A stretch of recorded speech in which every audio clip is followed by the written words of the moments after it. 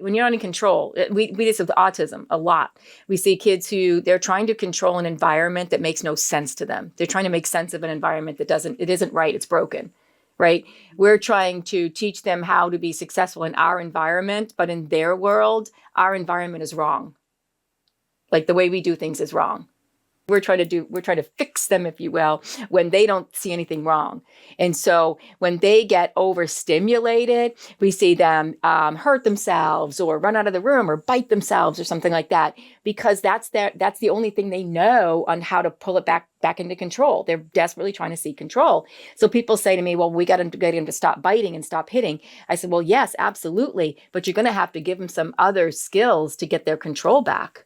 How do they get themselves back in control? For example, I had a first grader, nonverbal autism, and when you could see her, it would start with, she'd bite herself. And as soon as she'd bite herself, the teacher's plan was she would see it and she would stop the class for a second. She'd go, oh, it's time for chair push-ups, guys. You know what? Let's stop where we are. And I think it's time for a few really good chair push-ups. Show me what you can do. And she would actually take her mouth off of her arm and she would go, just all the kids were doing chair push-ups, but she needed that to calm that nervous system. The OT said, let's try teaching her how to do that. But I said, well, if you're going to give her that, let's have the whole class do it. Ain't going to hurt them, right? Yeah. And so the teacher would say, hey, let's do, or she'd do a thunderstorm where all the kids would start, smashing their feet against the door, and she'd shut the lights off and she'd go, oh, and then lights would come back on. And that kid would actually recover.